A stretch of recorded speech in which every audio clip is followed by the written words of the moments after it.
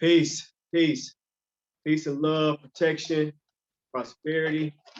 Greetings, family. Thank you for making the time to visit us today and take part in our introduction. My name is Instructor Aku Seya. I am a fresh black belt, celebrating maybe a year, approaching 2 years as a black belt. I am proud to represent the 36th Chamber, University of Martial Arts and Sciences. We thank you for making the time to be with us today. Our goal is to be succinct. Our goal is to share with you what this wonderful discipline does for us day in and day out, how we live in it, how it serves us, how it is growing us, how it protects us, how it influences us, how it leads us, how it leads us in love, how it leads us away from fear, how it is allowing us to court power, universal power. So that's the goal. We have, that's our intention in the introduction. The goal of the introduction is to enroll more members into our clan. We are absolutely ecstatic and proud that through this COVID era and the restrictions on gathering, it forced us to grow. I don't know what COVID looked like for you, to all of you that may have lost loved ones, myself included. We send our condolences, we send healing. But most importantly, we hope that we are able to convey a next level of understanding and awareness that allows us to deal with the new era in life powerfully. To think that we'll be going back to what normal used to be is not going to happen, no matter what. Normal is no longer normal. There's a new normal. So in like fashion, in anything and everything that does not evolve, it is dying. It is delaying. Doesn't evolve, it's dying. So our art is absolutely alive and it's evolving. And COVID took us into a virtual space. So if you are able to, by all means, pull out your recording device, screen save it. We will be putting it up on YouTube for commemoration. But thank you for coming. Again, our goal is to enroll new members into our virtual classes. That being said, we have testimonies. We have a full program for you. So with no further ado, I'd like to introduce you to my fellow brother, my fellow black belt. We crossed over together. This is my brother, Instructor Ghost. Sir. Peace and love, family. We want to thank you for taking the time to spend with us today. This is our second virtual introduction. This is post graduation of completion of our first class. So this is our second class that we're enrolling. And of course, we're going to demonstrate a lot of different things that separate us from different martial arts that are out there. Not to say that there's anything wrong with anything else out there, but we want to just share with you and encapsulate why we are special. And again, just to remind you, we finished up a class just recently, martial arts applications, philosophy, principles, based teachings, and that's what we're about, and we're here to share with everyone that's interested. So I've been training for I would say 8 years now. There was a gap in my training for a few years, but I returned and completed my training and received my black belt a year and a half ago. And with the help of my instructors and the blessing of our master Kajana, I was able to cross over, and I'm very happy to be an instructor. So, what's that?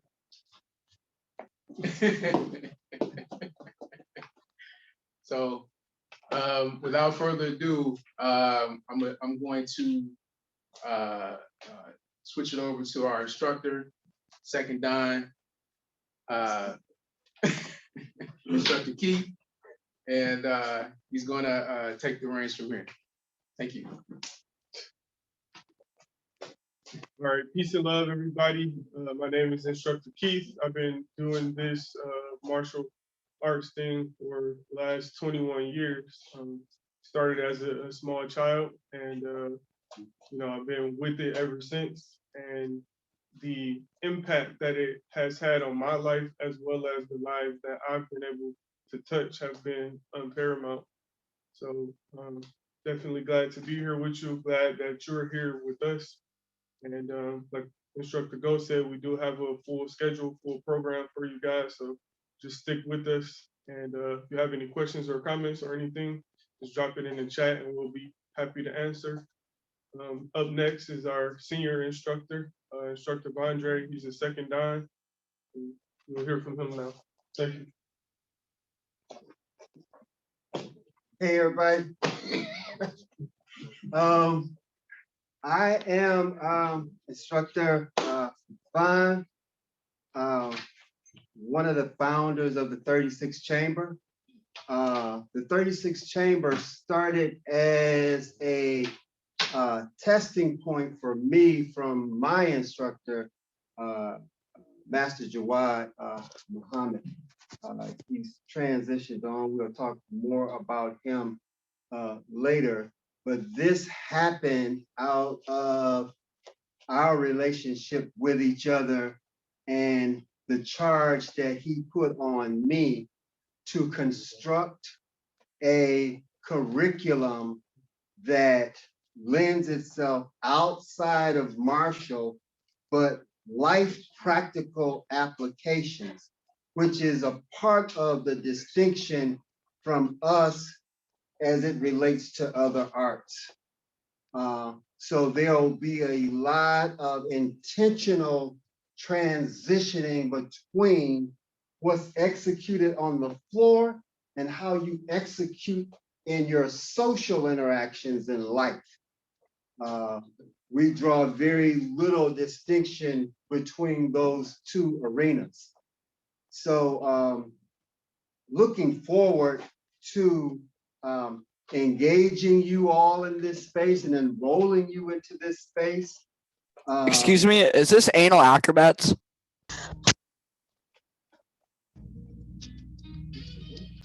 No, that's a troll. I think I might be in the wrong class. Somebody wanted to know about anal acrobats. That's another subject. That's above my pay grade. He got out. Oh, is this the wrong class? I believe you're looking for anal acrobats. I don't know nothing about it. Sorry. I'm here for. Yeah. All right. So that's cool. So just looking forward to engaging you all in that and enrolling you in this space. Again, we have a full program, and the practices that we have for you are very intentional, that we can demonstrate both on and off of the floor. Again, if you have any questions, please ask or type them into the chat, and we will address those questions, just as the last one was asking about anal acrobats, but I don't know very little about that. So wrong class.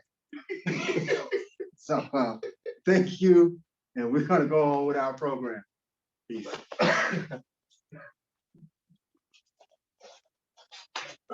Okay, family.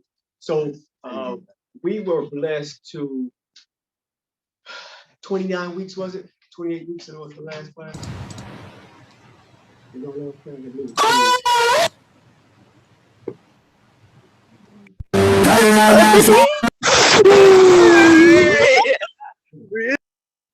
Welcome to the 24th. Oh my God.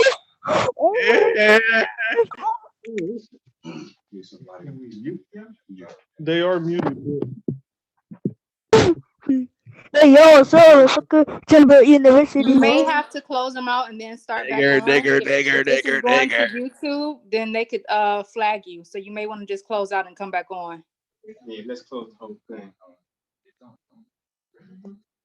I think we good. If future reference, real quick, please. It's 2021. If we get it if we have that happen to us again, we're gonna just end the meeting and then we'll send out another link in order to keep some integrity I'm just not letting nobody use in our presentation. So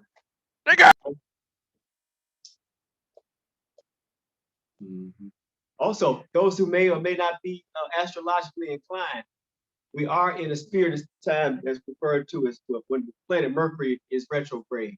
So communications will be off. There'll be challenges in communication, technology, accidents, any manner of things that create or attempt to create disharmony in our normal affairs. So this is one.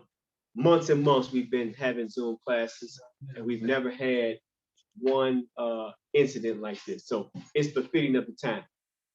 That being said, that's behind us. What I want to do now is invite two of our new students, our new clan members that came to us first through the virtual offering. I want to ask them to come forward, Sister Randy and Brother Hero. Hero here, I don't see Randy. Okay, we'll start with Brother Hero. Ibrahim here as well? Okay, great. So we have a number of our clan members that we met through the virtual space. Some have never actually stepped foot on the dojo floor here in Detroit, but they are family nonetheless. And our bond, the energy of our bond, the love and our connection is not questionable. So with that being said, one of the brothers, Ibrahim, Iriyev, or Brother Hero,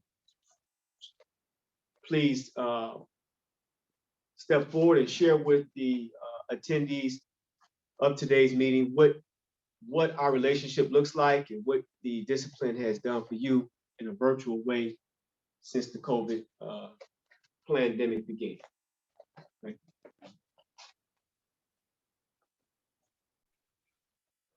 Peace, family. My name is Hero, and I have been a part of the 36 Chambers virtual dojo since last year. And it's been a very rewarding experience. I didn't know what to expect. I was invited by Instructor Keith Horton or Instructor Northleg to participate on Facebook. And he and I have made our acquaintance in the community at several different community events. And, you know, I kind of knew what was going on, but I didn't know exactly the depth of the quality of the instructions that they were participating in at the 36 Chamber. So, you know, online that we began the classes and they began to introduce us to the discipline. And they told us that, you know, that we get out of it what we put into it, and that this discipline is known as a generous discipline, and that when you submit yourself to it, you get so much in return as it regards to personal power, mental power, physical power, being able to tap into your emotions and control your emotions and not let your emotions control you. There were so many things that we learned both in the dojo, how to apply things in the dojo and how to apply those things. We call it the virtual dojo, but that's real life.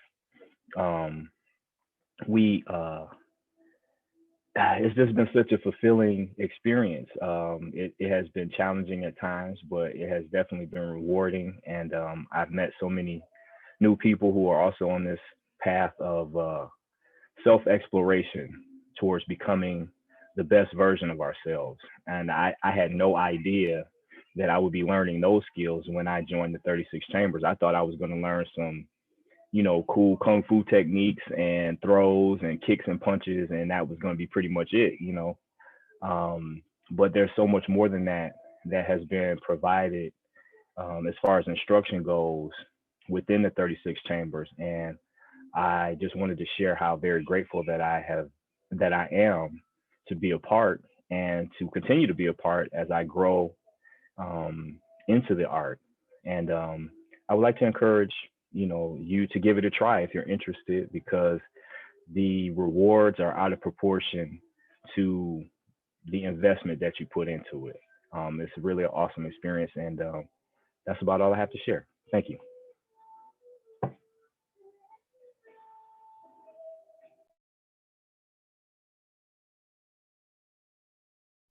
Thank you. We appreciate you, Hero.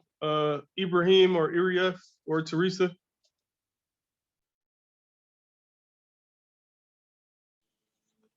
Teresa, if you want to go, kind of keep the order.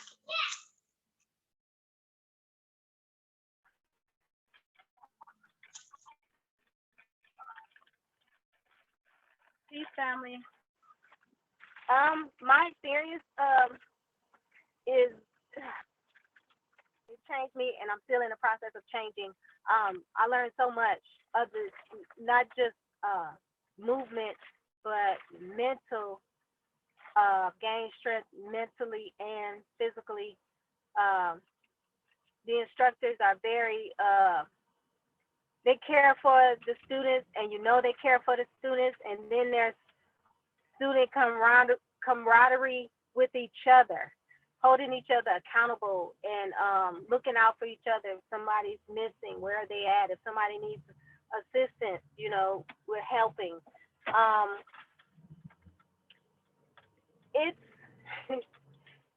It's more than I can explain. And I love the Saturdays when we talk about how we use what we learned and how it affects us throughout the week, and how we have balance, and using learning axioms and using your mind to actually, okay, what does this mean? What does it mean when you say a mirror does not see itself? And everybody's take on that, and there's no right or wrong answer. But I did get to experience the physical dojo once, and it was like, it's nothing like that hands-on.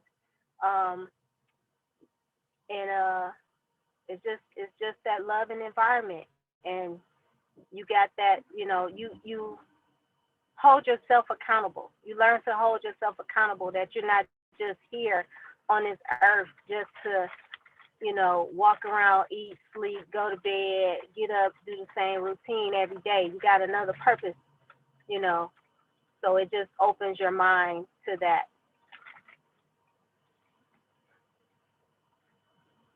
That's it for me. Yeah. Ibrahim or Irief.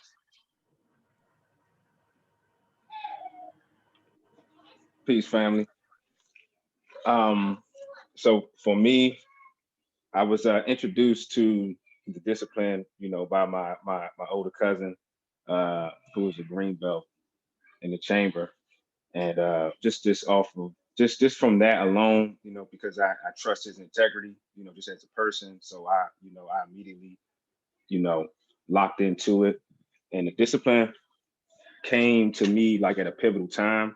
I was dealing with a lot of things personally, and I'm down here in Houston. I haven't been in the physical space, but I can honestly say that the principles that we learned, I believe that they transfer in the physical space because they're true for me where I am, even with just dealing, in day to day, mastering myself, and my point of balance, and just the different things that we've learned. It's just been like a very, it's been a very important part of my life. And I can honestly say that even now, I didn't realize how, and I knew it was important, but I didn't realize how important it was, probably until our class ended.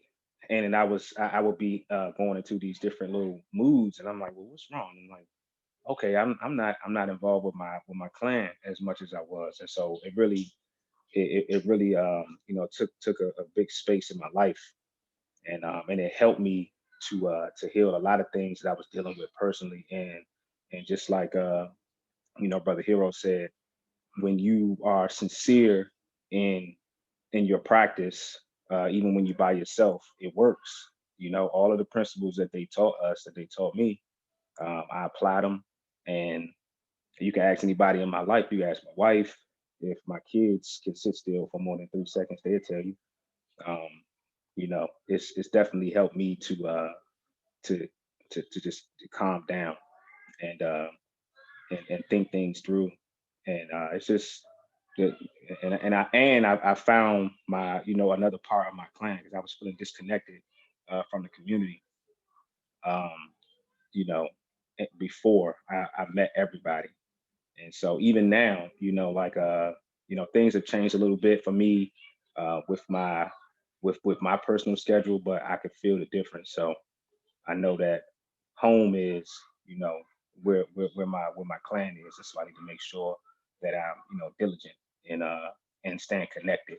And I think that's the biggest thing. That's the biggest takeaway, is not feeling slighted about not being in the physical space, because if you do the things that they ask you to do, you'll see the benefit. And there's been a lot of people that have said that they wish that they would have done this portion before they did the physical application, because it really just it would mean so much more. So I'm excited, to at some point be able to, share the physical space, get hands laid, and and work it out. So I appreciate y'all as always. And that's it for me. Yeah, we appreciate you. Thank you for that. Thank you, Teresa. Wow. Thank you, Hero. Salama, could you come on audio and video and speak, please?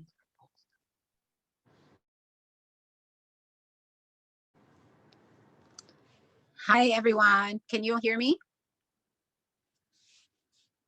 Can you all hear? Yes. Okay. Hi. Pardon me for getting in onto the call late. I apologize, you all. I just had a number of things happen. I had 2 appointments. My car battery went dead, and I was all about making it back for this call. I did. A little late, so pardon me. Anyway, Quick question. Did any of that change the fact that you were late? did any of it change the fact that I was late? That whole explanation. No, it didn't. It Right, didn't. we don't need that. Okay. Well, Thank I just you. apologize for my tardiness then. Moving on. I'm not sure exactly what I came in on. It seemed like that we all were discussing how things have been in between the final class and now. You can just discuss what you got out of being in the virtual class. Oh, okay. Well, what I got out of being in the virtual class, I got to, I was able to meet a bunch of amazing people and make a connection that was very much needed in my life at that time and even now.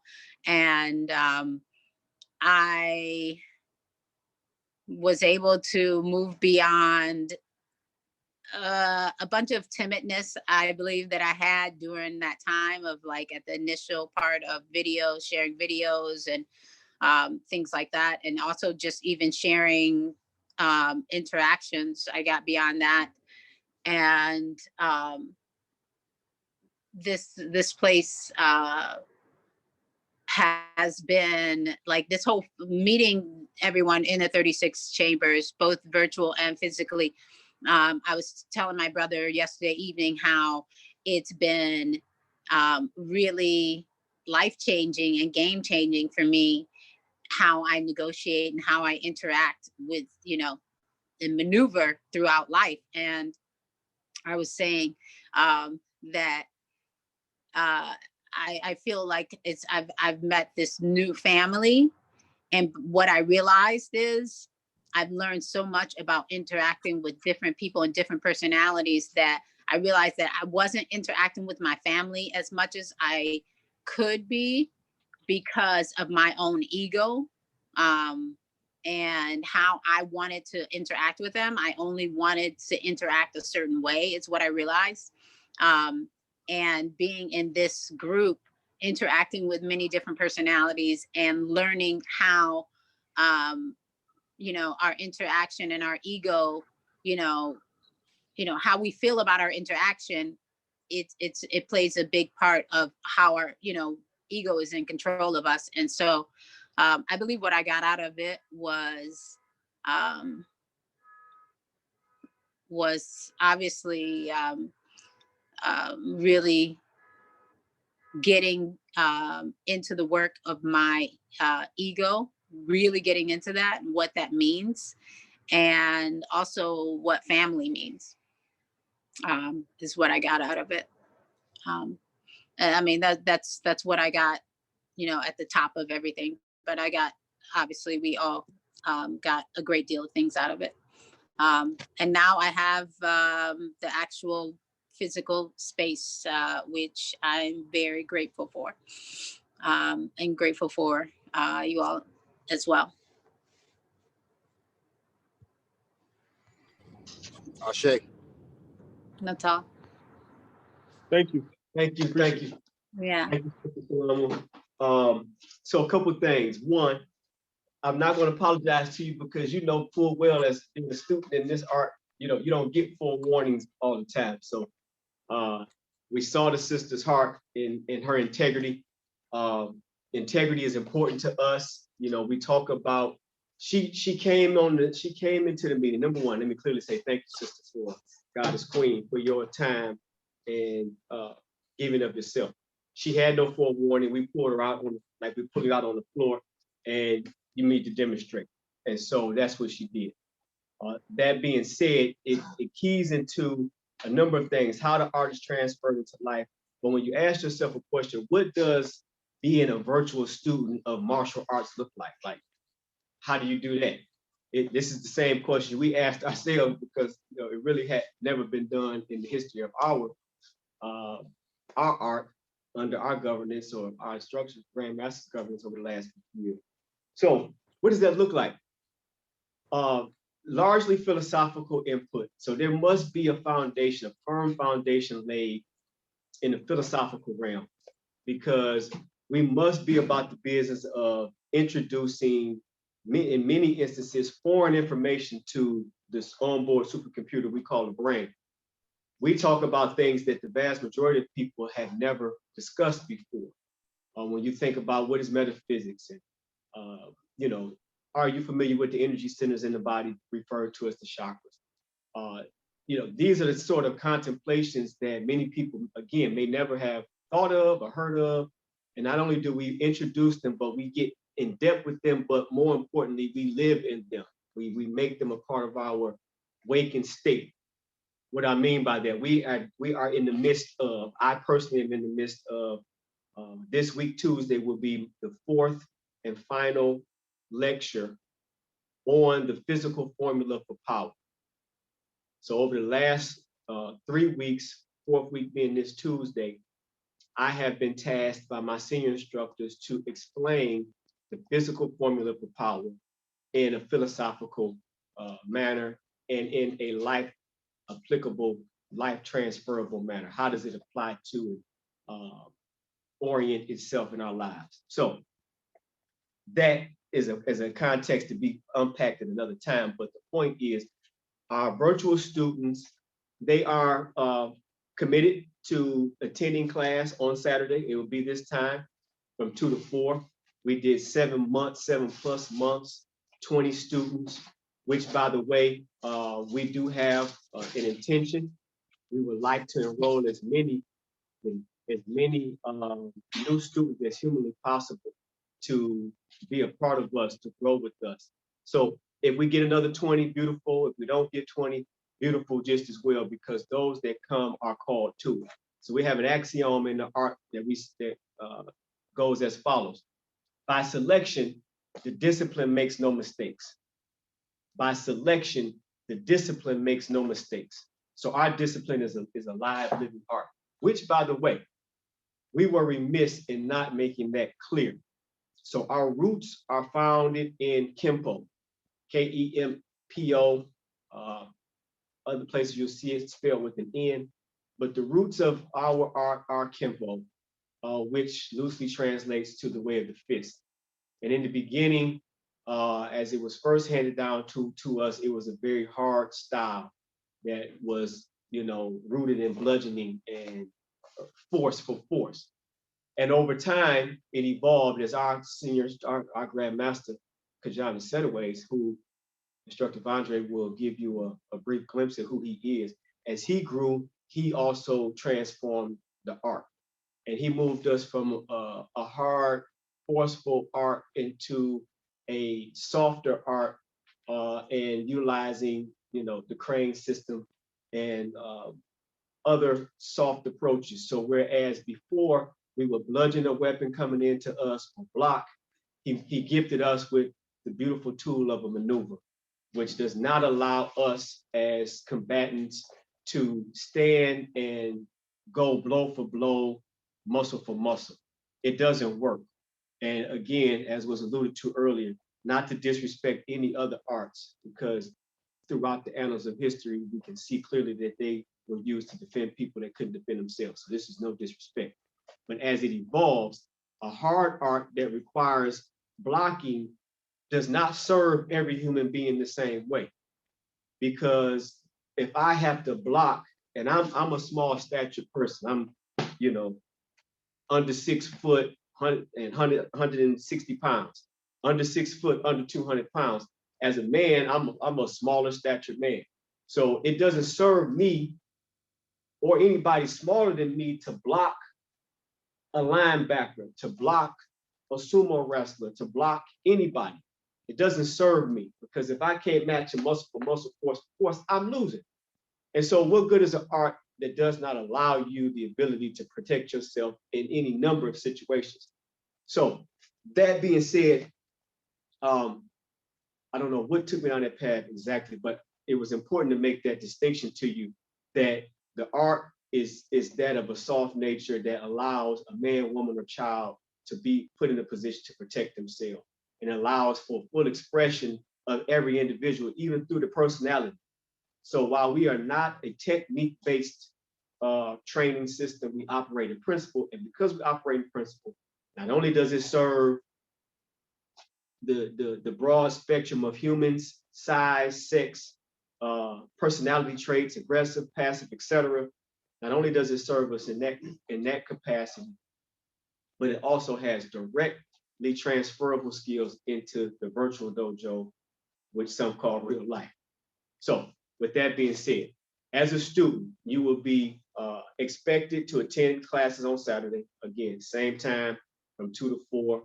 You will be given not only a philosophical lesson, but you will be given floor practice, where we take you through the fundamentals of striking, what those look like, the tools that you have available in the weapon that as we weaponize the body.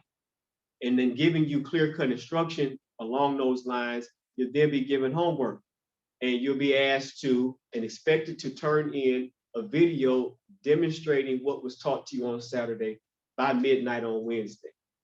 Following that submission, sometime before, our goal is to have your homework and your feedback back to you by Friday evening, in order that you will have feedback in preparation for Saturday's class.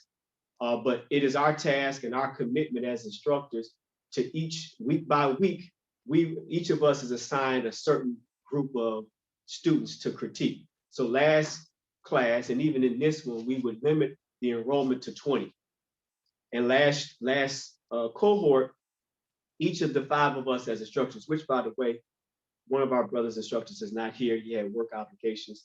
Instructor Cedric, who is also a second dan, along with Instructor Andre. And one clarification, Instructor Keith is a first dan.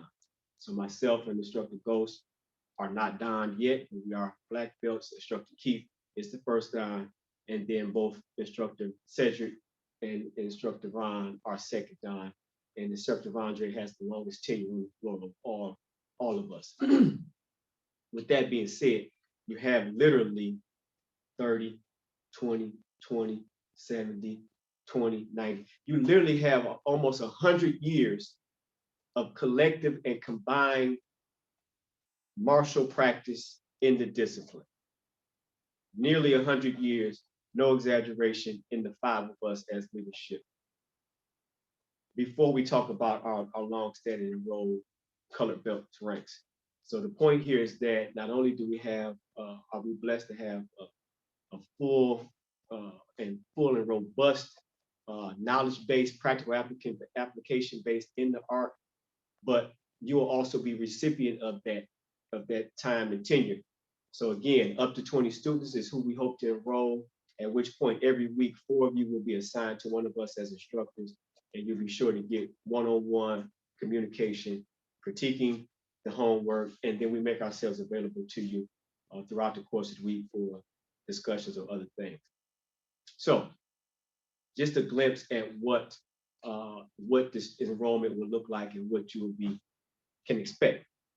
So with no further ado, I do want to move us forward and give you bring Instructor Andre back to the camera to give you a glimpse into the history. The evolution of the art is where I was going. Kempo, the way of the fist, has now been donned, Nadamu Yajawa, one of our purple belts, a magnificent lieutenant in our ranks, Brother Paul, is a very powerful spirit, had a very powerful, we call them downloads, wherein the spirit came and communicated a clear and concise thought to him as it relates to our ascended brother, Master Jawad Muhammad, who was the architect of the 36 Chambers University.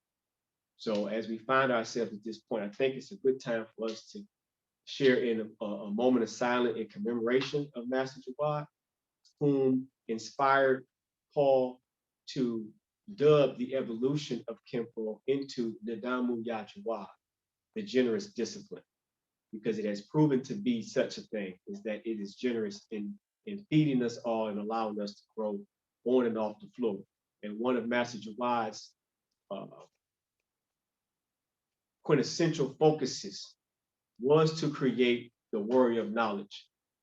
Warrior of knowledge, or the WAC, was his goal and his mission, because as he cut his teeth in the ranks under Grandmaster Kajana, as he cut his teeth in the ranks, he bore witness to the hard side, the bludgeoning side.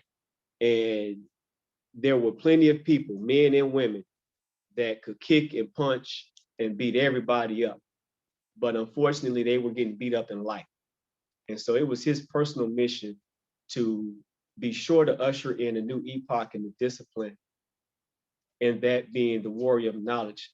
Not only an individual capable of defending themselves martially with nothing but their body, hands, feet, knees, elbows, but to fend for themselves in the world and strive and thrive in the world and be successful in their vocation and in their personal lives. So out of that was birthed the warrior of knowledge, wherein the 36 Chamber University began to not take a different path, but blaze and evolve the discipline in other ways, so that, again, it becomes a transferable skill in life. So with no further ado, please bear with us, allow us to have 30 seconds in commemoration of our brother, who has transitioned and graduated to the realm of the ancestors, but is very much alive and well with us, in that he visited my wife a couple of days back in meditation, and she had never met him, and she had never seen him in person. And she was able to identify him by picture as the man that showed up in meditation. So the ancestors are alive and well, they're here. We just need to grow up and evolve ourselves to gain access. So thank you. If you would, give us 30 seconds in commemoration of our brother. And the next voice you'll hear would be that of Instructor Dr. Vajre Glass, second Dan.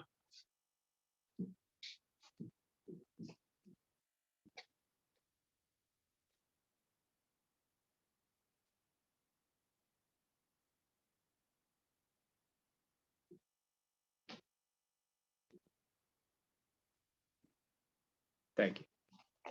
Instructor.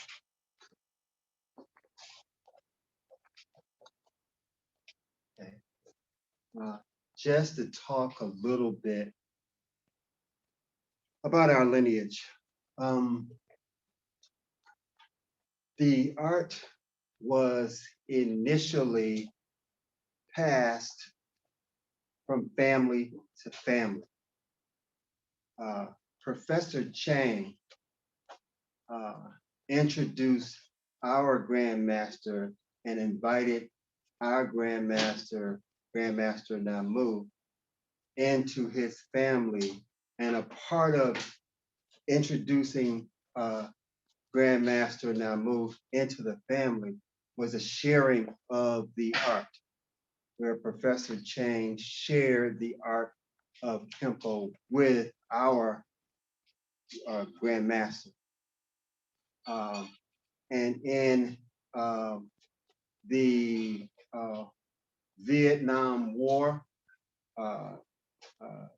Grandmaster Namu was a ranking, had the most hand-to-hand kills in his sector. And that's where he met our instructor who introduced the art to us, Grandmaster Kajana. And that's where the training began with him. And Grandmaster Namu shared the same aspect with our Grandmaster Kajana. Now, they were SEALs, they were Navy SEALs.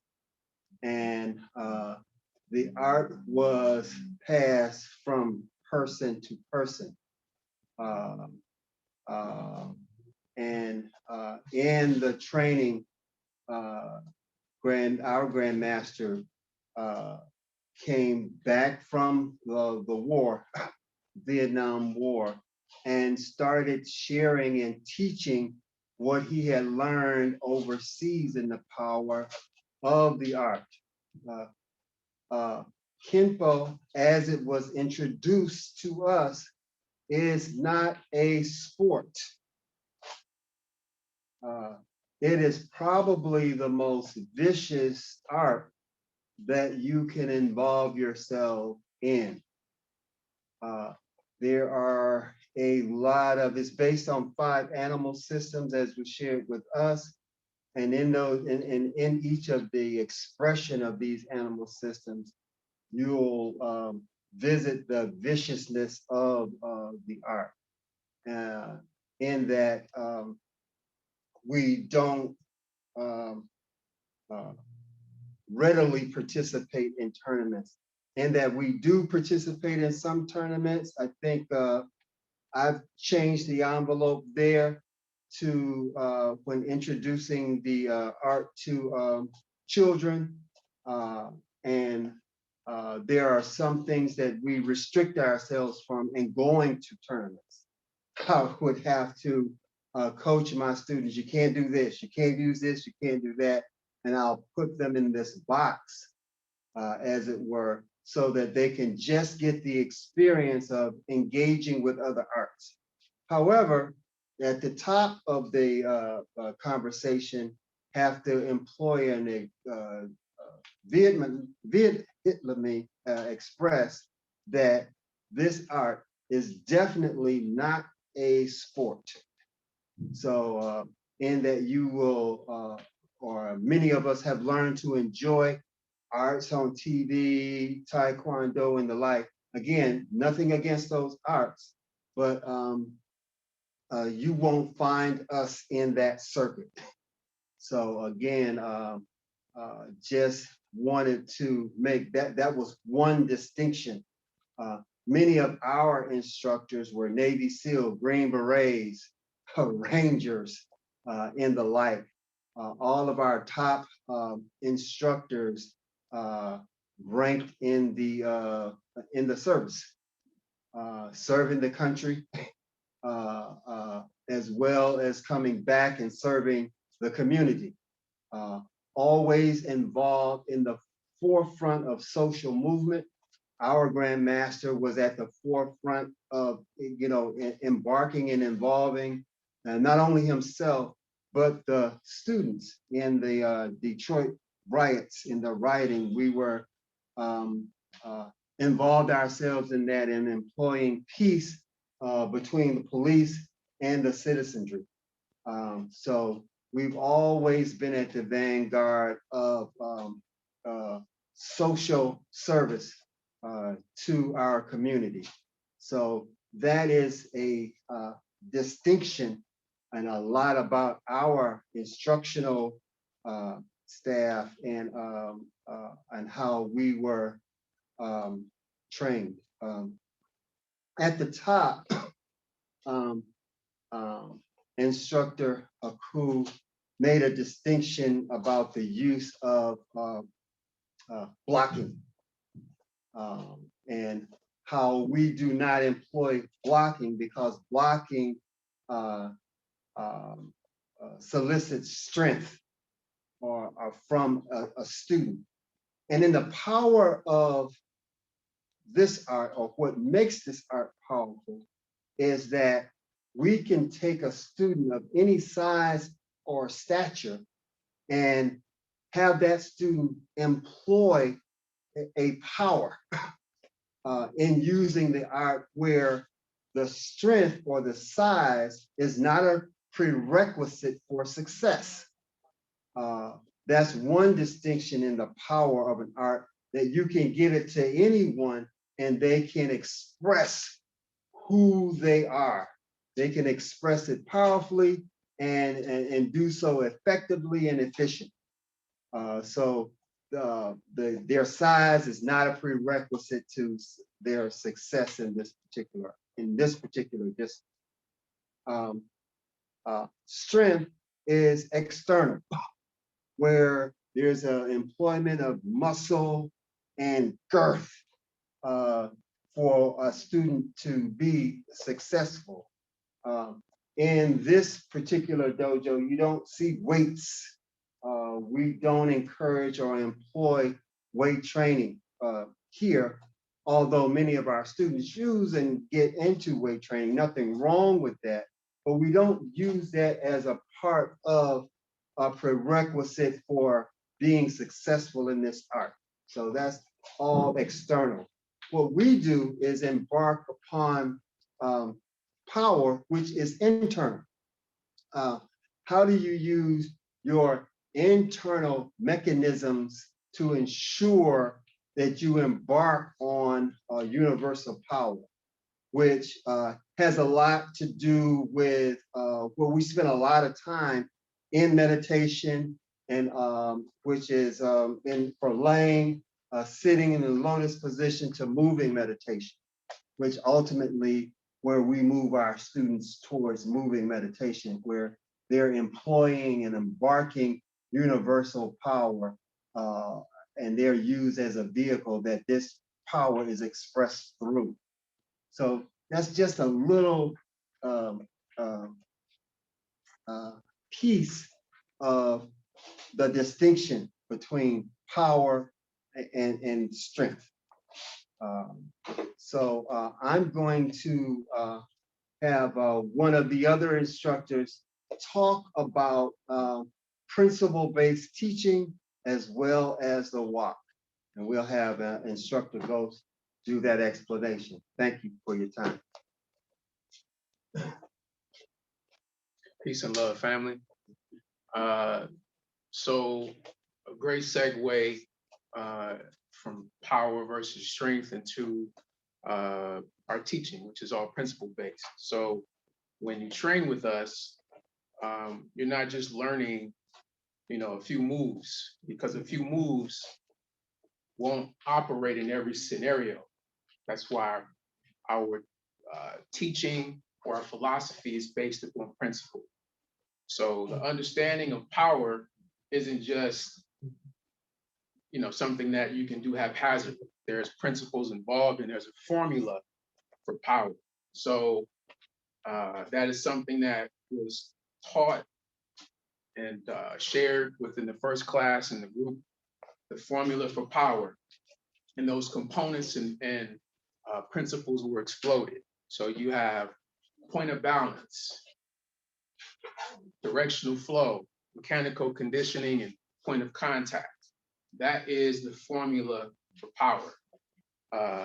So each of those principles work together, and then your understanding of that formula will employ your gift, which is power. So we're going to work diligently on exploiting that for you and moving from the formula for power. There's also the principles of extended throws. So, for example, the ability to be able to control someone without actually punching or striking, but laying them out on the floor, or controlling them and taking them where you want them to go without looking as if you're the aggressor, which is very important. So again, that's all principle based, and that's what we're working on with some of the other higher ranking belts right now during their training.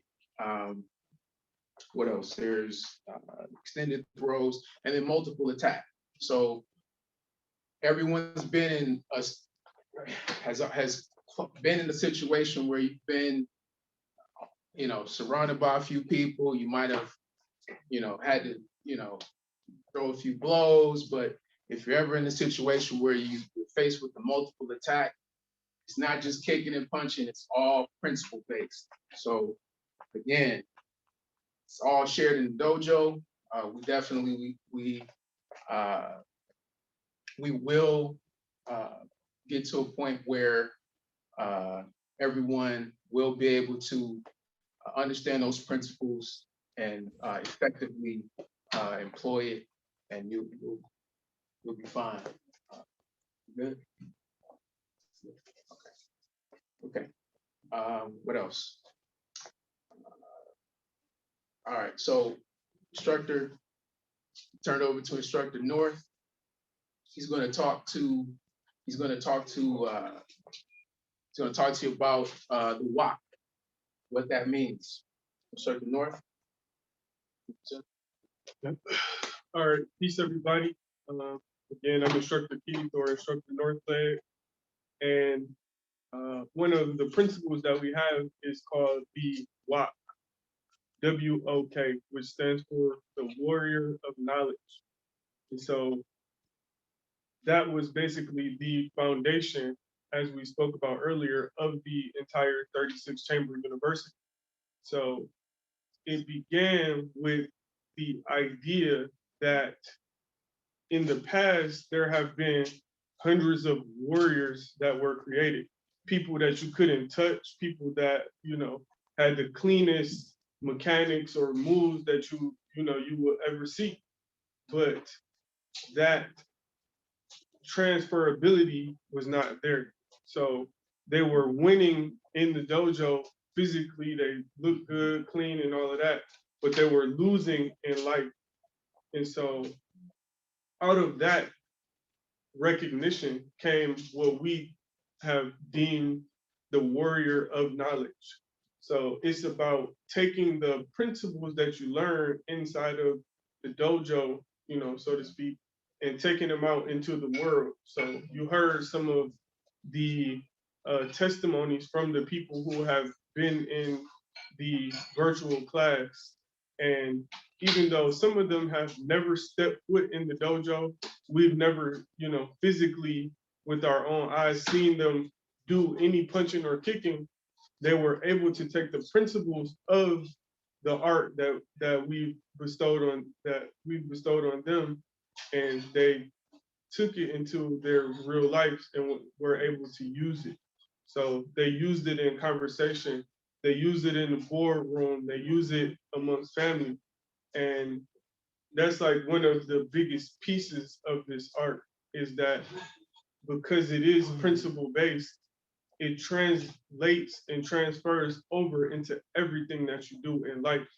And so we talk about the discipline being a gift and a curse, in that everything you do is Kempo, or the discipline, right? So How you walk is the discipline. How you drive is the discipline. How you converse, all of that is the discipline, and it speaks to the ability for the principles to transfer over into everything that you do. So you now see everything through the lens of the discipline, right? So it's not just kicking and punching. Like that's like the lowest rung on the ladder of what we do is the kicking and punching.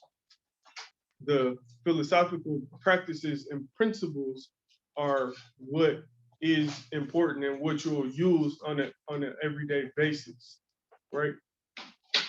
So as we stated earlier, it's definitely principle based. You know, we don't teach any moves or techniques, right? Because techniques are only applicable in a limited scenario, right? If somebody grabs you like this is what you do. If they approach you like this, if your weight distribution is this, then those techniques work. But in here, it's all principle based. So we teach the principles, and then you create your own techniques out of the principles that you're given, right? So it's directly applicable and transferable over into all scenarios, right? And lastly, this art is living, it's alive. So how we look, 50 years ago as an art is different from how we look now. And that is linked to the constant fire testing of this art on an everyday basis. So we shave off anything that doesn't lend to our goal. Anything that doesn't serve us, we take it away. So even though it's steeped in and based in tradition, we are not stuck in any tradition, because if it doesn't serve us, what's the point of having it? So this art is totally alive and is living inside of each of the practitioners. So even though we all do the same art, if you see us, we all look different and we operate different because we operate out of the principles. And inside of the principles, we express our individual selves.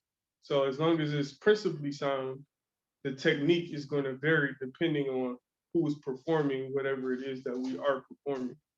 But it's definitely alive, and we are hoping to add you to that living script of this art, and then you'll make it yours and you'll express it how you express it through your individual, ego self that is your mind, body, and spirit complex. So thank you. Appreciate you for listening. And we'll bring back up Instructor Aku. Thank you, Instructor. Okay. In a short period of time, I would imagine that came over as a lot of information to digest and to extrapolate from. So with that being said, again, just an attempt to put all of that in a burrito and wrap it all up together. The bottom line is this: we live in a new age. We live in a space and time that anything is liable to happen. Road rage incidents, storming of government buildings, open murder of melanated people in the street at the hands of police, militarized police departments, riot gear, vehicles, the rise of a COVID vaccine that in real life, in real time, could potentially be presented to you as a mandatory requirement. And whether it's by force or implication, this is the day and time that we live in. So myself and my family that is in my household and that I have some sway over are not committed, better state, absolutely vehemently opposed to taking a vaccine. But what happens when, save for a certificate of vaccination identification card or chip or whatever the case may be. What happens when, if you don't have such a piece of identification, you aren't able to renew your license. You aren't able to enter into the grocery store. You aren't able to travel. You aren't able to do any number of things. What happens at that point? And what about those of us that are willing to resist that by force? And in the reality of the situation is kicking and punching your hand, the physical body has limitations. And in many instances, not all, but in most instances, if this physical body is subjected to a bullet or high-powered weapon, it may not physically make it. But when you come to the clarity and acceptance and the oneness, atonement with the fact that you are a spirit being having a physical experience with the perfectly engineered earth suit and the supercomputer in connection with your spirit and your being, that is absolutely a part of the vastness of the cosmos and absolutely fed by Mother Earth. When you are aware of that, then you are moving in power. Again, distinctly different from strength. And in this moment, you can shrink, for lack of a better term, not to be disrespectful, but you can shrink the physical body down into strength, and you can allow the full expression of the spirit man and woman to be exposed to power. Mutually exclusive, two different things. And so that's our goal, is to walk in power. And I can tell you with assurance, those that come into the discipline, again, by selection, the discipline makes no mistakes. Those of us that commit to the discipline, those of us that choose to live the life of the discipline, can go anywhere on this planet and walk in power. Period.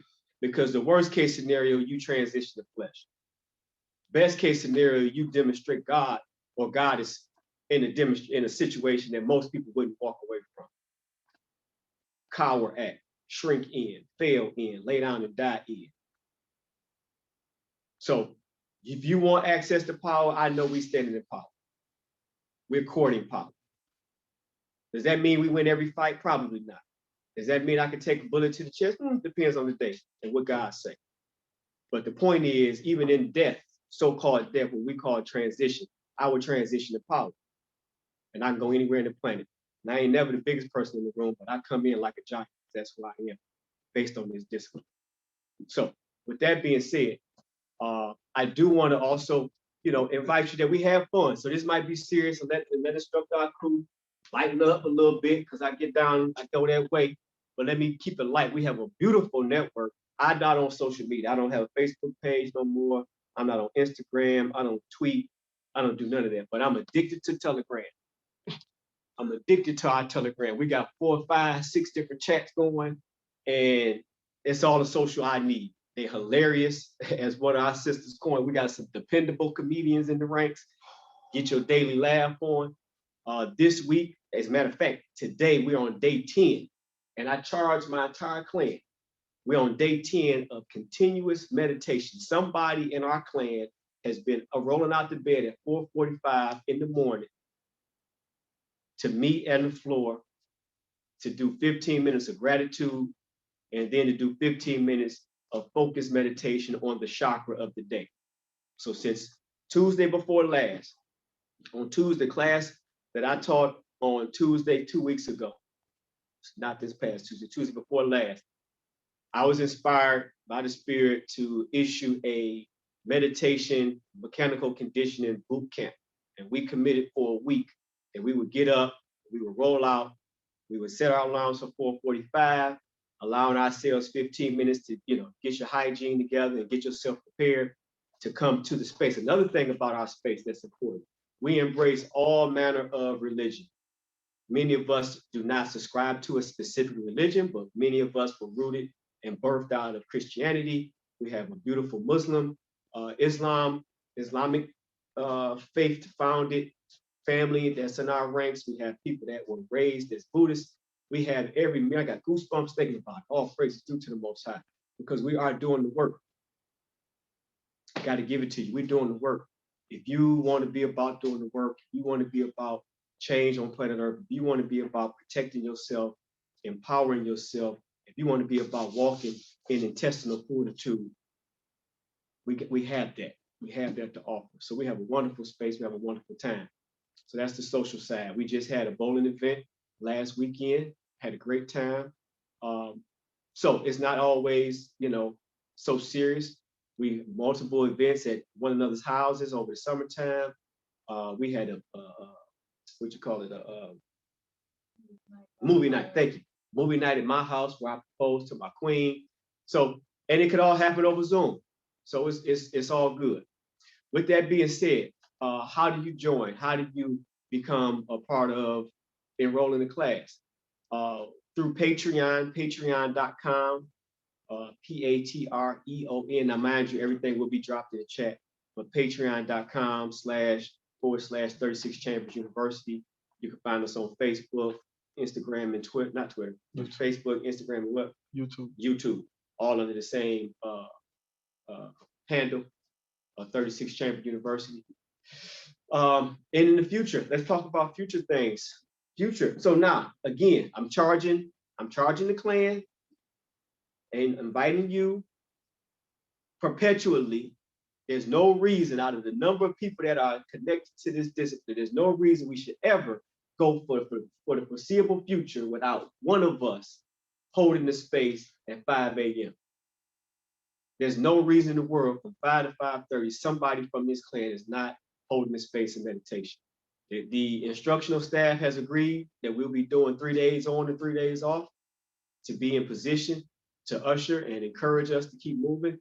And it's dozens and dozens of us. So for future reference, you heard it here first, there will always be somebody from our clan holding the space. And I intend to stay in.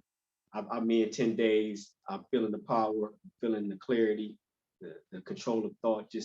I feel fantastic. So I'm in until. So that's a future content. So when I talk about future, that's something that you can look forward to. Another thing, we're going to be exploding Zumba and yoga opportunities to I don't want to use the word fellowship, but to stay in communion together. Because every day you're not kicking and punching. Every day you're not actually working in your floor practice, because we work so much in the virtual dojo that, hey, the discipline is always at work. But you want to change it up. Some of us have weight loss goals. Some of us has weight gain goals.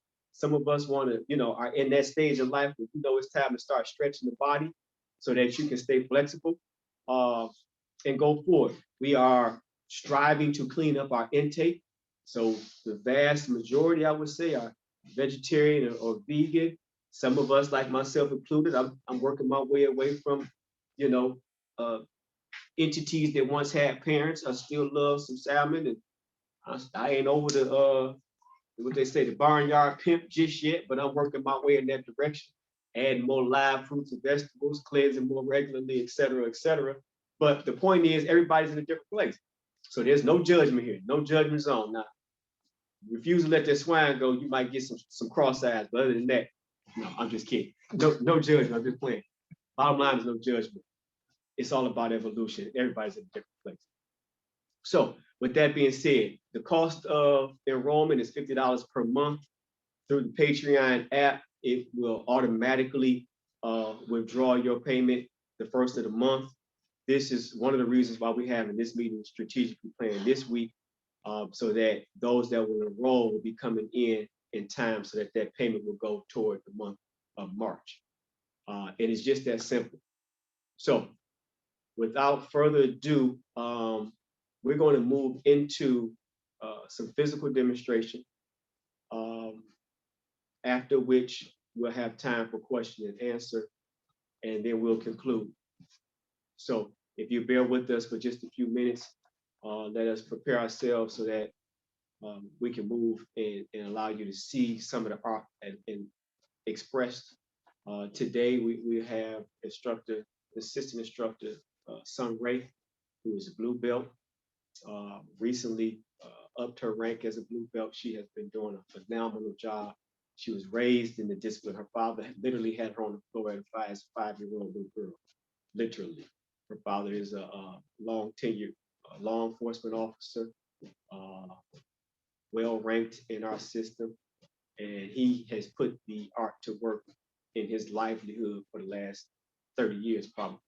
And so he saw the value 30 years ago well, not quite, she's not that old, but he saw the value long ago when he introduced his daughter. My youngest, all of my children have come up in the art. My youngest son is 8, he'll be 9 next month. He just graduated to green belt. My 2 older children, young adults, they got their green belts probably 11, 12, maybe 13 years old, if that old. And since then, you know, they're young adults. One is in California, one of them is an electrician. So it's hard to get them here, but they have it in them. They have it in them. And so we have a number of youth in the physical space. We probably have 20 or more youth that are enrolled. We even have some seniors, one senior sister in particular that just joined the ranks. So as was alluded to, the bandwidth of the discipline is inexhaustible, and it is something that no matter where you are in life, age-wise, physical stature-wise, sex orientation-wise, it will serve you if you allow it to. So enough talk from me. Thank you for the time. Give us just a couple minutes. We'll cut the video off for just a couple minutes, literally. No, won't. I've been corrected. Director said we're not cutting the video off. We'll get ready to get busy. So thank you.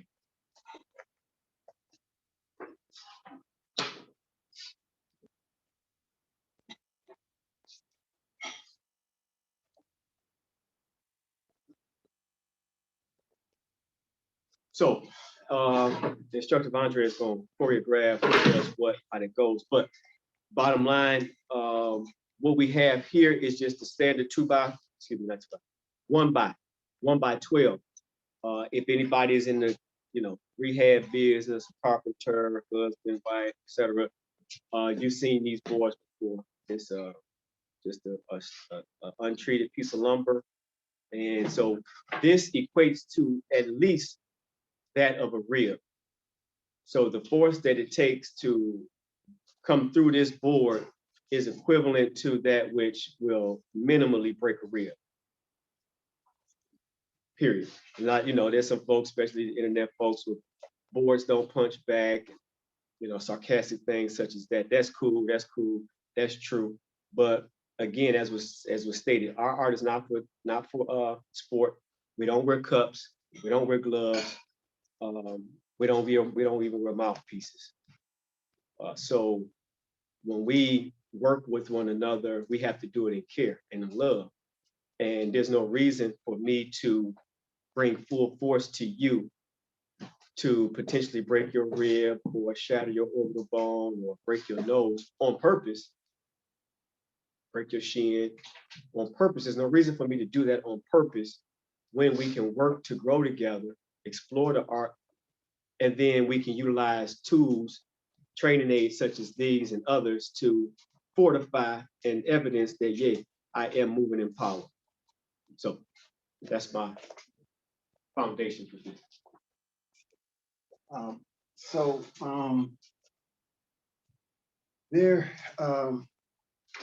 We are poison hand practitioners. And what that means is that at the top, Instructor Aku demonstrated or defined the term, our foundational art, as Kempo, law of the fist, law of the hand. And then there's an umbrella under that, which is we refer to as poison hand, which means that in the training and in our core practice, we will use every aspect of the hand as a weapon. So we weaponize the entire hand and not just fist. Then there's a good reason for doing so. So quick, if someone out walked towards you with their fist balled up, it communicates messaging behind that.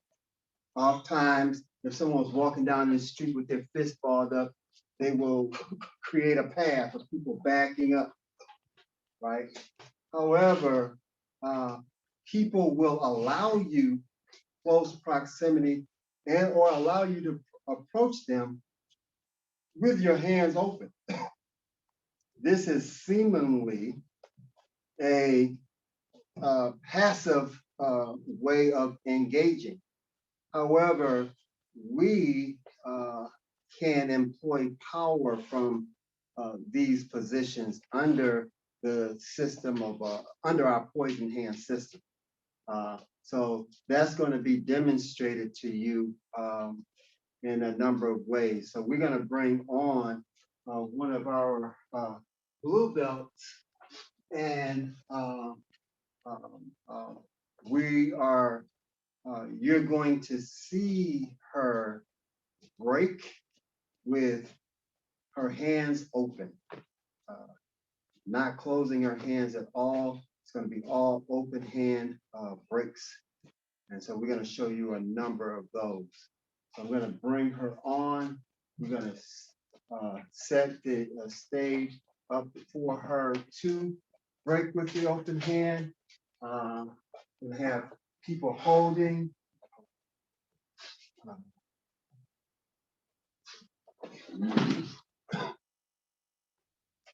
And I mean, however you're feeling, palm, wrist. I'm not dictating as to which one you use. Go ahead and demonstrate that part. Two, yep. Boom, boom. Don't stop.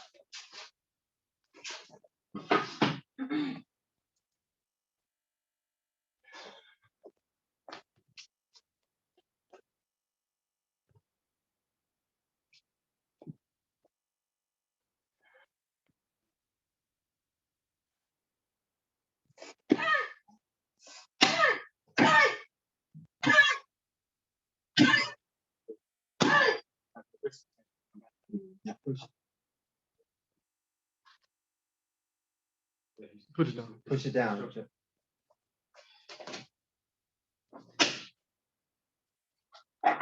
Apology. We gonna instruct her. We owe her an apology.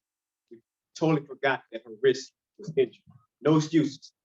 But her wrist was already in bad shape. Totally forgot. Put you out there on that. That was a class. That's an instructional pop. Ain't no doubt. Ain't no doubt. But that's an apology.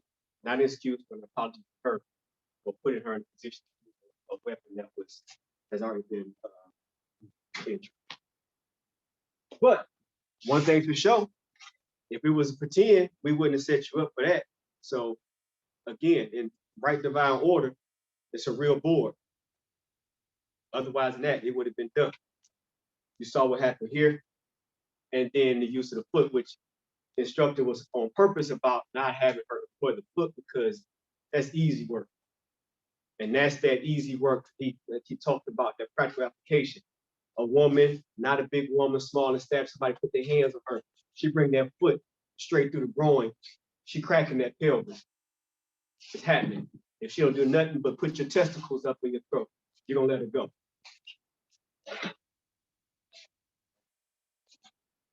Another part of our arsenal, I like to preface here, again, going back to poison hand practitioner, opening the hand is what we call a spear. A spear. And so this is also weaponized. I'm going to bring Instructor Ghost back out, and I'm going to employ him to use that on these.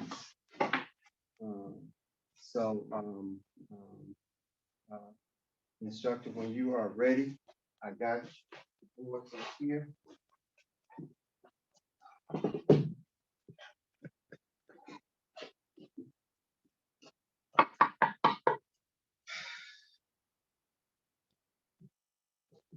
Come on, brother. No thought.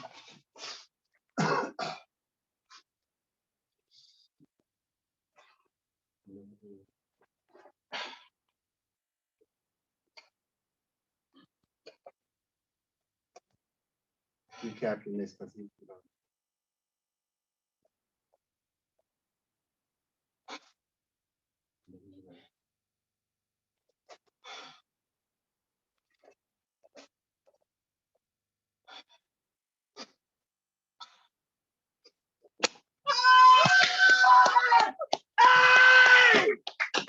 What? What? Nasty. Nasty. Hey! Effortless. Ready to sign up? That was sick. I'm the most boisterous one. He did shit. I'm like a backflip on wood. Oh my goodness. Not the effort, bro. God. What?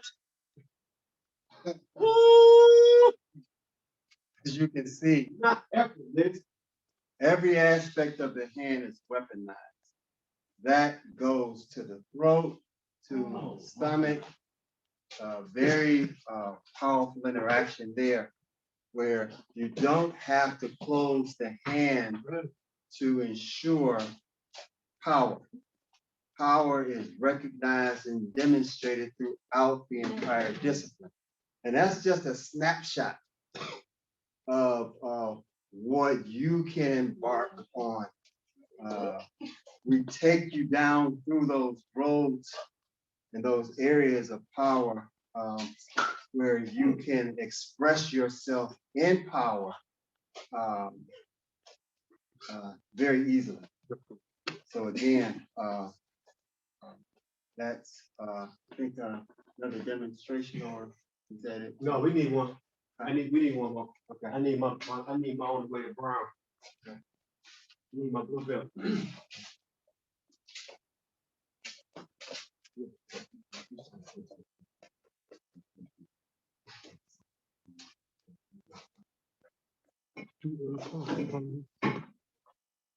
Just to continue to open the thing. All right. All right. My instructor gave us instructions. Whichever one instructor. I ain't like my boy. Anyway, I'm just the latest. Y'all don't even know. I'm like, I gotta tell you, my instructor, Brother Ghost, and I come through the ranks together. He, myself, and another brother, Brother Ron, we all earned our black belts at the same time. And we went into some intensive, I don't know, how many months was that preparing for us? 6, 7 months. It prepared you guys for what? Yes. It was longer. It was 2 years, but I thought you meant like. Okay, so it was a 2-year process. I've been in the discipline, I'm going on, I believe it's 18 years now. But it was a 2-year process. I got to a certain place and plateaued and was there for years, still sustained by the discipline. It's always, been a dojo rat, not a gym rat, but saying that to say, our instructors set a goal and they took us on an intensive walk that intensified over the course of 2 years and of course the last 6, 7, 8 months. It was full. But I am so excited. I'm so elated that my brother came to that board. That's the first time it's been done. There's no previous practice on this. It's been coming. I say that as I need to slow myself down. I'm geeked. I just threw my voice out of whack because my brother came to that board with that open hand, that pierce. Power, it can't even describe to you. Words that do me no good. So I just leave it alone. That out of my 20 years in this discipline, 21 years, that's only the second time I've ever seen that done, period. The other one, I just saw it on video. So that's definitely my first time seeing it in person. That's only the second person that I've ever seen, period, in the thousands of people that I've met over my 21 years that have trained in this discipline. So that's a huge deal. It can't even be done. It can't even convey it. Ridiculous. So anyway.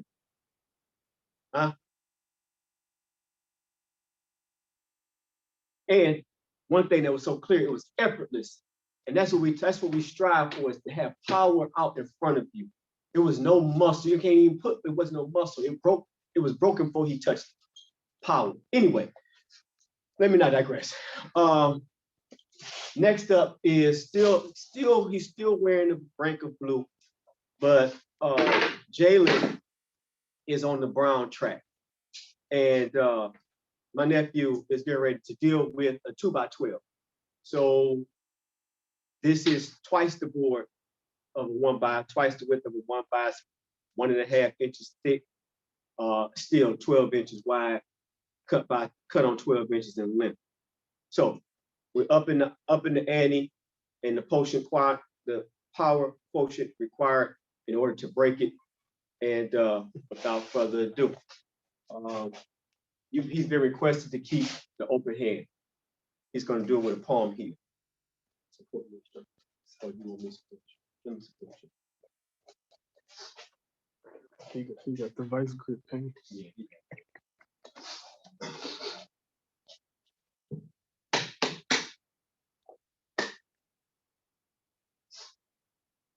Denise watching too, so gotta make mama proud. Your mama watching you, boy.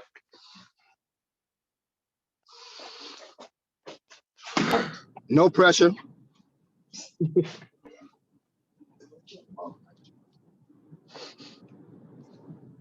Good luck.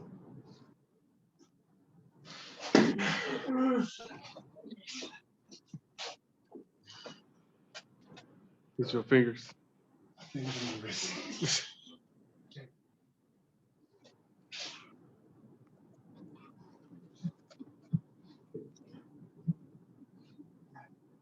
Let's go, nephew.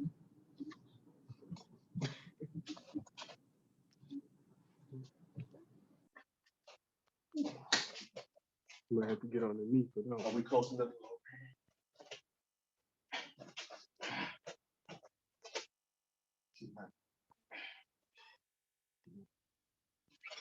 Now let's support. Here, let me get some more.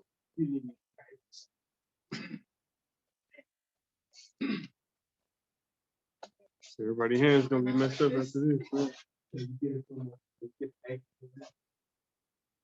Okay.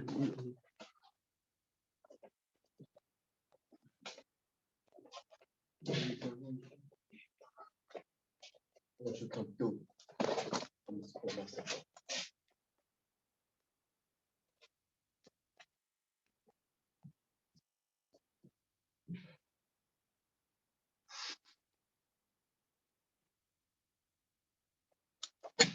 Yeah.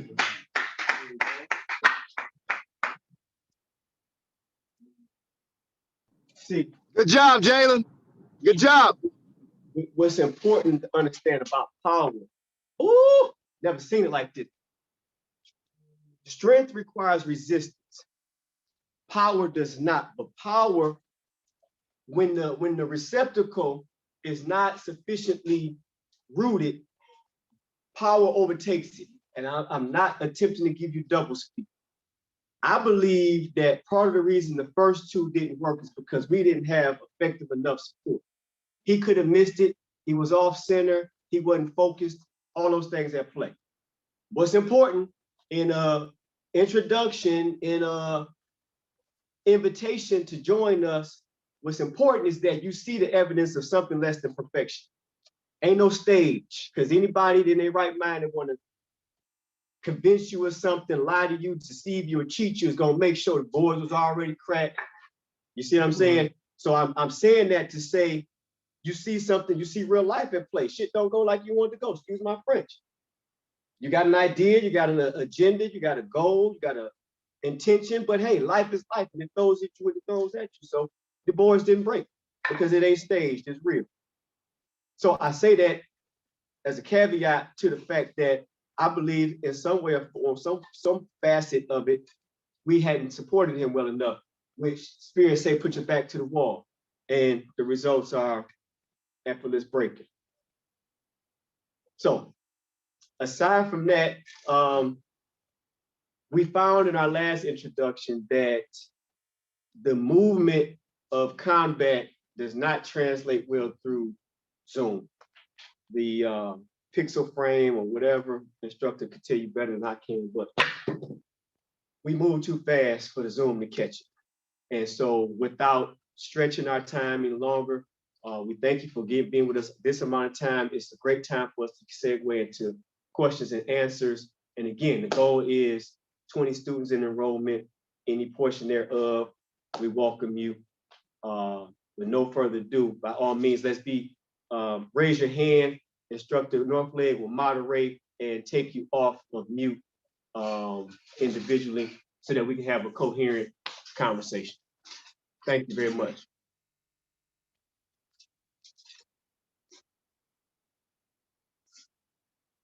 Questions, comments?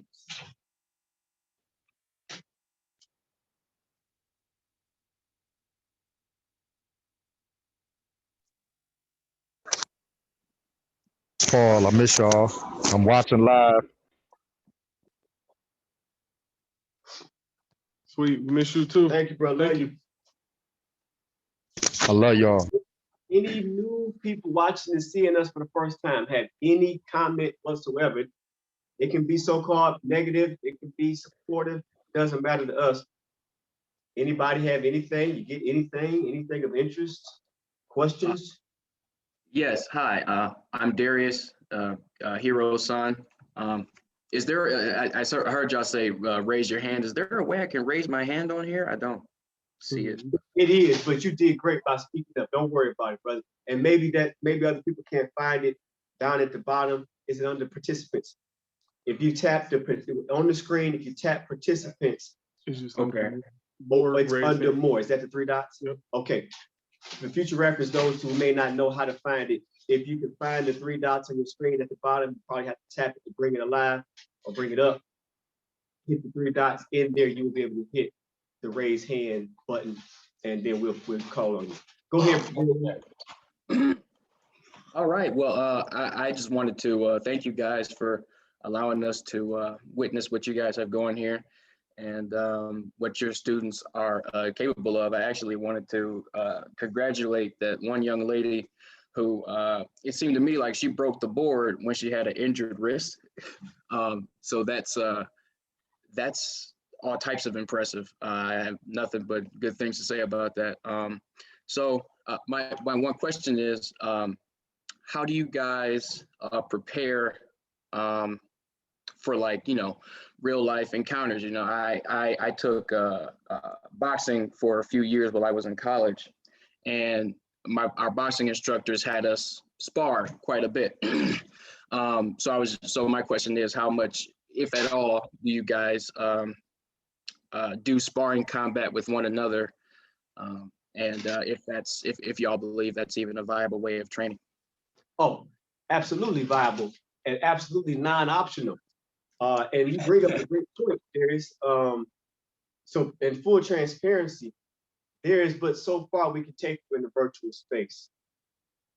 And that was part of the reason why, while the martial aspect of the first cohort came to an end in regards to weekly directives and training and feeding, because it is still combat. And like Mike Tyson said, everybody got to play until you get hit in the mouth. So unfortunately, there's no way for us to hit you in the mouth through Telegram, through a Zoom. We're working on figuring out how to do that. But until such time, we can only take you but so far. But where we can take you is imperative, because it does create intestinal fortitude, as some of our virtual graduates and clan members have already alluded to. So to be as succinct as possible and answer your question, those of us that are in the physical space, this is everyday affair. There's always something going on combat related. So often, brother, often, we have another axiom that says that the good student is constantly hit, but only occasionally hurt. The good student is constantly hit and occasionally hurt. And it is so, and we strive to be that way. And the tool that our instructor gave us which is not referred to as sparring, but I guess you can think of it in a sense as sparring, is what we call exchange. And the exchange practice allows us to explore our weaponry, explore the principles of combat, feel combat, contact, make contact, you know, express the art without the breakneck, full force and speed that comes with another tempering aid we call kumite. Kumite would be a freestyle fight, you know, in other places. But you have to be keenly aware. We do not put on gloves. We do not put on foot protection. We do not put on cups. Excuse me. And so we don't put in mouthpieces, which on certain days and certain requests, that has been done because, you know, we need to protect ourselves and protect one another. But by and large, that's not what we do. So we use exchange as opposed to a spar. And then we use kumite, which is the next level in preparing us for actual combat. Not actual combat, preparing us for defense of self in the world. At which point you get total free expression, baby. And it's going to be a sight to see, God forbid. So we got a question on here. How do these teachings help or assist with managing and controlling anger and patience? Great. How do these teachings manage or assist, aid or assist in managing anger and what? Helping with patience. And helping with patience. The first thing that has to happen is you have to embrace them. Dinner eaten in a dream. No. Teachings that do not. Teachings that enter the ear and not the heart is like dinner eaten in a dream. Correct. Say it again, instructor. Teachings that enter the ear but not the heart are like dinner eaten in a dream. Correct. So same holds true. You have to embrace the art and embrace the discipline. And it all starts with self. It all starts within. And so how it transfers is by choice. It's by choice. And it transfers because it proves itself to you. But like with anything that you learn over time or tested over time, you have to get involved. You have to be active. You have to make the choice to put it in play. So our first thing is in our teaching and our philosophy is to bring you aware. Make sure that you are aware how the ego plays out. Make sure you are aware that feelings and emotions are poor servants. Good servants before masters. Shucks, I'm tripping. Feelings and emotions are great servants before masters. Feelings and emotions are great servants before masters.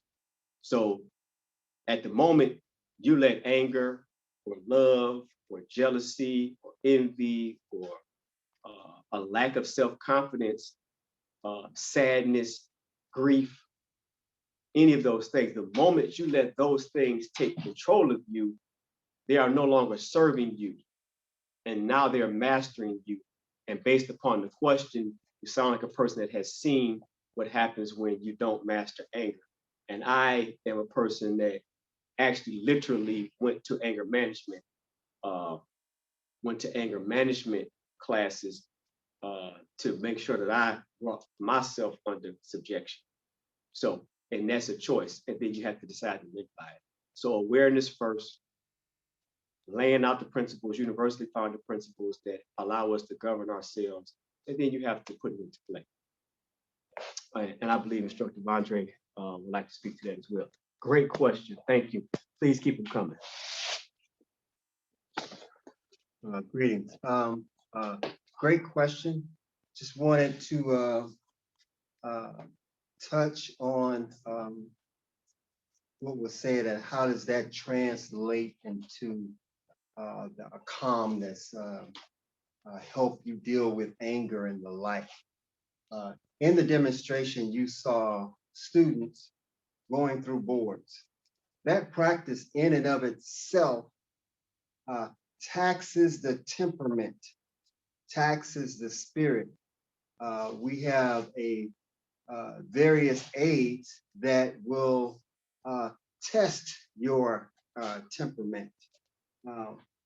One of the conditioning tools that we have, And I just want to take a walk over here for a second to introduce you to one of the aids that lends itself to just, the calm and the temperament here. So we call this Nick, which is one of our aids for conditioning. So what this is this is actually a telegram pole, telephone pole. Give them the backstory. So before we had a tool that I thought was one-dimensional, to where it did not allow the student full expression in multiple positions.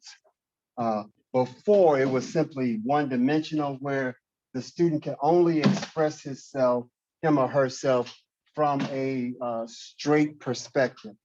And so I was always looking for a tool to allow us full expression in multiple positions. So as I am, driving down the street, you see these telephone poles that have been broken and they're, by car accident and things like that. They fall, and then, they come and they cut them up, and somebody comes and takes them away. So I'm driving, and I see one off to the side of the road. And I was like, oh, that would be a perfect training tool because it's round and it allows full expression, straight and circular. I can employ a circular blow here and still get the type of resistance or the support that I need for full expression in that blow.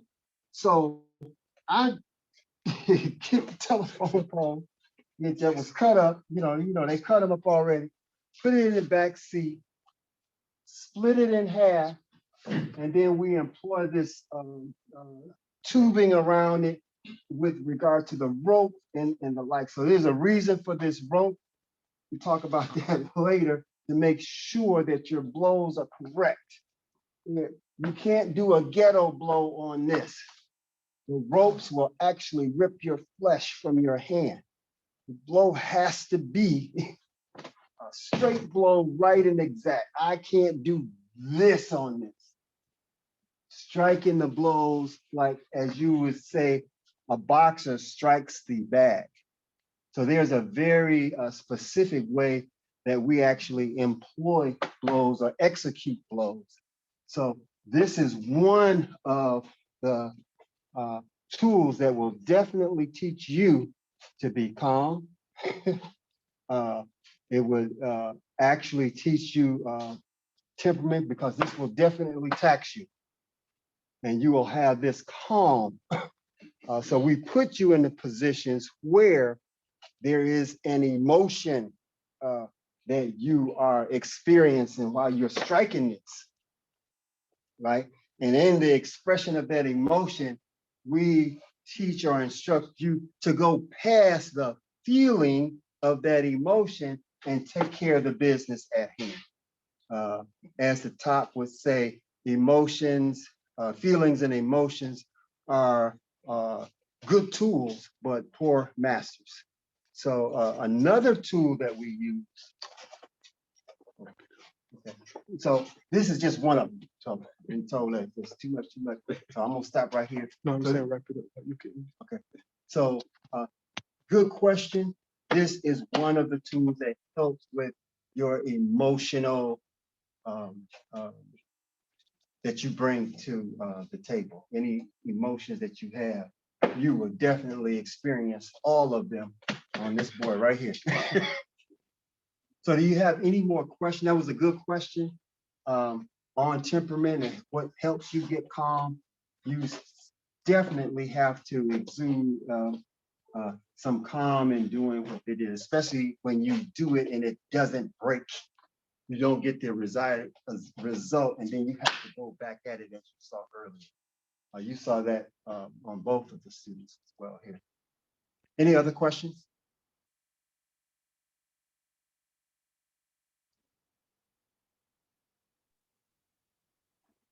is meditation taught? Yeah. Yep. Well,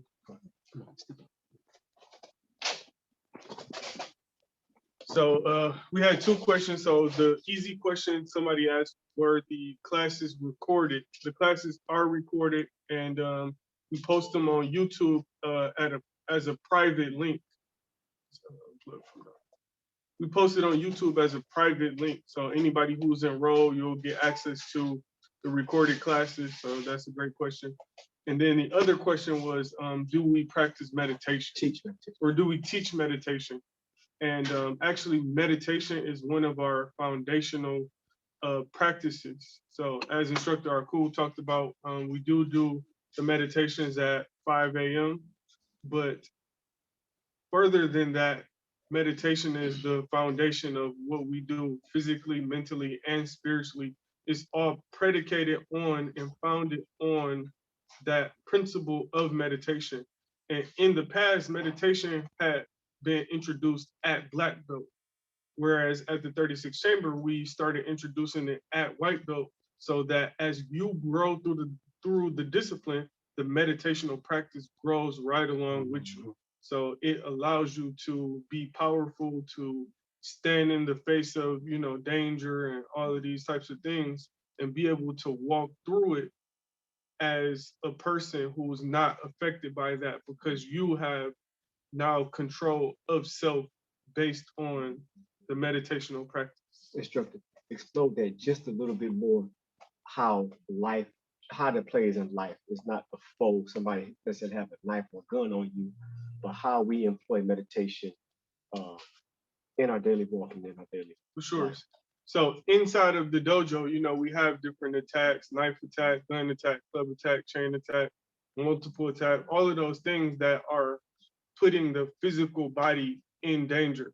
And you utilize the principle of meditation to be able to stay calm and stay relaxed through the perceived danger. So in life, you won't necessarily be presented with somebody having a knife or a gun or anything like that, but you are approached with children doing what you don't want them to do. You are approached with somebody that is having road rage or multiple tasks that you have to complete in a short amount of time. And to the body, physiologically, those same incidents cause biochemically, they cause the same stress reaction, right? So without meditation, the physical experience inside the body, the same environment is produced, whether it's a person with a knife or a gun, or whether it's a deadline at work. Like inside or internally, minus meditation, the body responds the same way because it's all stress. So it puts you in fight or flight. But having the tool of meditation now allows you to operate in those environments that normally would be perceived as a stressor. Now you can walk through it with ease. Instructor Northleg, would you please briefly illustrate the dichotomy you experienced, the extreme dichotomy you experienced as a Black man in Detroit 3 Thursdays ago? Okay, yep. So just a few weeks ago, somebody had. Before you get there, start with the early part of the day. Yep. So early part of the day. So, educationally, I do have my 4-year electrical engineering degree that, is already a feat in itself to be a Black man coming through public school, to be able to work through all of those things, all of those barriers that are put in place, whether it's intentionally or unintentionally, to walk through that and be able to attain my electrical engineering degree. So, a couple Thursdays ago, I had a job interview for, a big company. And so that was like in the early part of the day, I did a job interview. Then later on that night, I come out to my car being stolen. And so I took the other car to go see if I saw the car that was stolen. because I figure, you know, maybe they just wanted to, yeah, sorry about that, but they wanted to, you know, rummage through it. This one gone. It's all good. It's all good. Yeah. Let me just take this. I'm gonna turn it around. Sorry about that. Yeah. So our Facebook feed just died, but it's okay. So yeah, so you know, I took the other car to go see if I saw the car that was stolen. And I actually did see it, and I saw people driving in the car. And you know, it was two people that had ski masks on and everything. So you know, without meditation, that could induce panic or fear. But the entire time, you know, I was trailing them, calling the police, letting them know our whereabouts. And the people who were in my car, they turned the corner and then they turned another corner and they slowed down to a stop. And I thought they were gonna panic and run, but instead of instead of running, he got out and he shot at the car that I was in 4 times.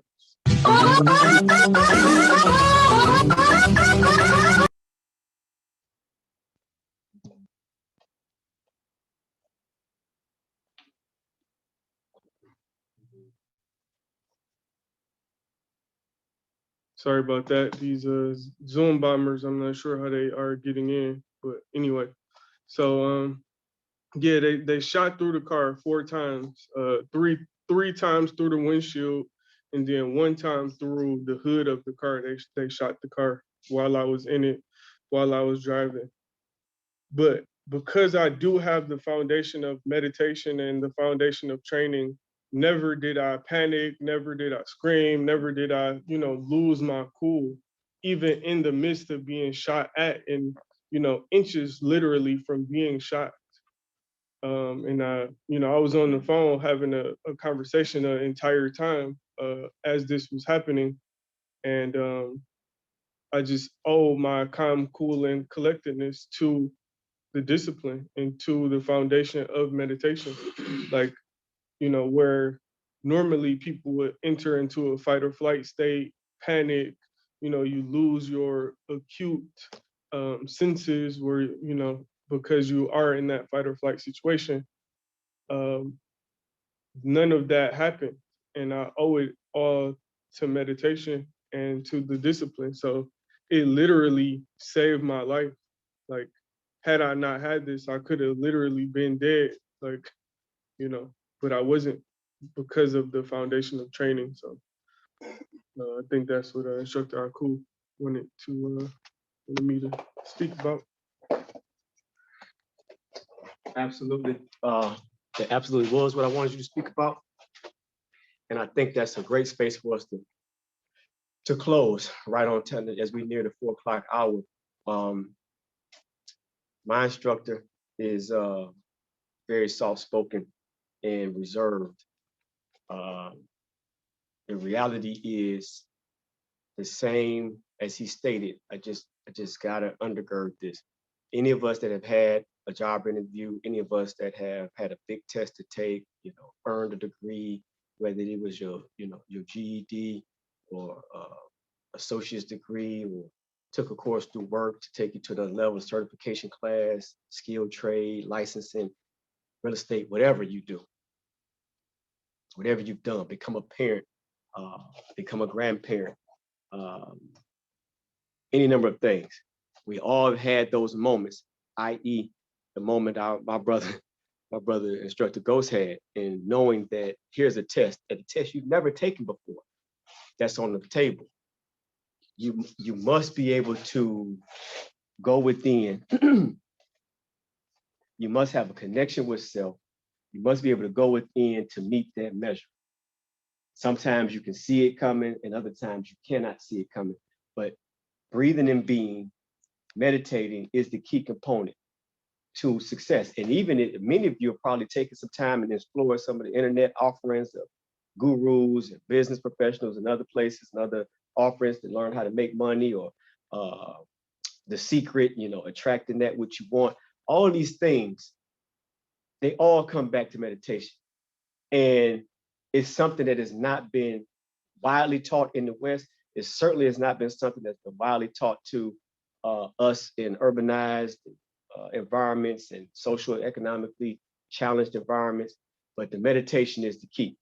And so my point here is, in him having shared that story, those of us that want a job, that have a job interview, you prepare yourself, you feel a certain kind of way. You'd be lying, I think you'd be lying to me if you tell me you don't feel a certain kind of way. No matter how prepared you are, no matter how good your resume is, no matter how well qualified you know you are, it still comes down to impressing or making a connection with an individual that makes you the selection. So there's a level of anxiety or energy that comes with that. So that's one. The second place is in a life or death situation. I also want to draw attention to how meditation intuitively took him to where they were. Now, mind you, we're dealing with idiots that steal a car and stay in the same neighborhood. But the point, he comes out of his neighborhood, he can go left, right, he can go straight. So how do you intuit? What's the chance of intuitively making a series of turns to find your vehicle still in motion? And then at the moment that he's operating in a space that's not fearful, many of us would be fearful to pull up on somebody, or you might be angry. And in that anger, you pull up, and as soon as they pull over, you jump out. Any number of things could happen. The moment that weapon is pulled and gunfire is coming your way, hitting your vehicle, any number of things can happen. You could decide to drive at them, get shot in the face. You could decide to back out, get shot in the face. You could decide to jump out. Any number of things can happen. It's just inconceivable. But to be calm, cool, and collected in the space, to not make a rash decision, and overall, the overarching, let me be very clear about this. The overarching theme is the blessings of the Creator and the ancestors and the angels and the holy Orishas and all that blessed and protected our brother, who's deserving of protection. So, with no more talk, the bottom line is meditation is the core component. Meditation, martiality are the two pillars of our discipline. Metaphysics being the third. So we got three pillars: meditation, martiality, and metaphysics. So no more talk. Please, the information has been provided, I'm sure. If you have other questions, by all means, reach out through the social media platforms, send a question, send a request, ask for clarities, wherever you may need it. I don't want to hold anybody else. Pardon me?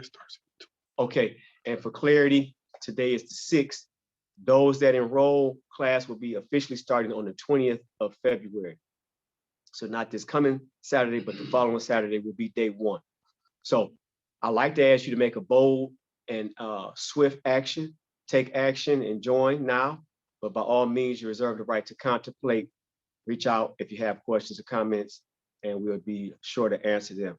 But with no further ado, and to be in honor of your time, we thank you, each and every one of you, for making the time to join us. We pray that you got something from it.